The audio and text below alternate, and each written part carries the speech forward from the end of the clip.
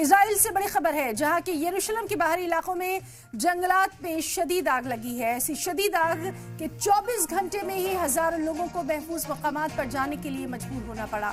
اس آگ کی زد میں آنے سے اب تک 13 لوگ زخمی ہو چکے ہیں۔ فی الحال شروعاتی طور پر جانکاری ابھی تک جو سامنے آ رہی ہے اس میں کسی کی موت کی خبر نہیں ہے۔ اسرائیل نے آگ پر قابو پانے کے لیے عالمی برادری سے مدد کی اپیل کر ڈالی ہے۔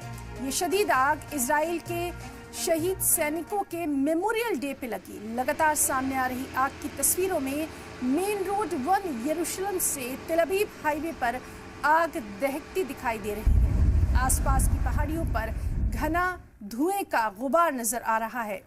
کئی لوگ اپنی کاروں کو چھوڑ کر آگ کی لپٹوں سے دور بھاگتے ہوئے دیکھے گئے۔ اسرائیلی میڈیا کے مطابق 160 سے زیادہ بچاؤ اور فائر فائٹرز آگ بجھانے کی مہم میں جٹ گئے ہیں۔ درجنوں فلائٹس اور ہیلی کاپٹر آگ پر قابو پانے کی کوشش کر رہے ہیں۔ ملک کی سینا بھی کھوج اور بچاؤ آپریشن میں مدد کر رہی ہے۔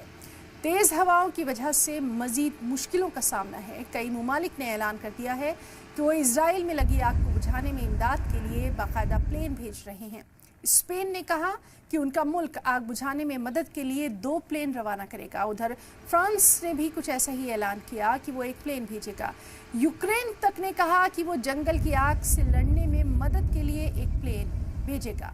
اسرائیل میں فائر بریگیڈ پلین بھیجنے والے پہلے ملک فرانس، رومانیہ، کروشیا، اٹلی اور اسپین ہیں۔ دیگر ممالک ہیلی کاپٹرز اور دوسری امداد بھیجیں گے۔ اس کے علاوہ اسرائیل اور بھی ملکوں کی مدد کا انتظار کر رہا ہے۔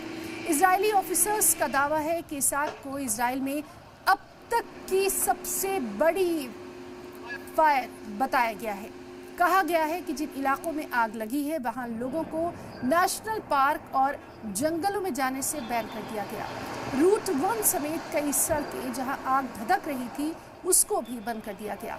فائر اینڈ ریسکیو سروسز کے یروشلم ضلع کے کمانڈر شاملک فرائٹن نے کہا کہ یروشلم کی پہاڑیوں میں لگی آگ اس ملک میں اب تک کی بدترین آگ ہو سکتی ہے۔ یہ بہت لمبے عرصے تک جاری رہنے والی ہے۔ اس پر قابو پانے میں مزید وقت درکار ہے۔ آگ یروشلم کے ویسٹ کے جنگلات سے شروع ہوئی 100 سے زیادہ مقامات پر پھیل گئی ہے۔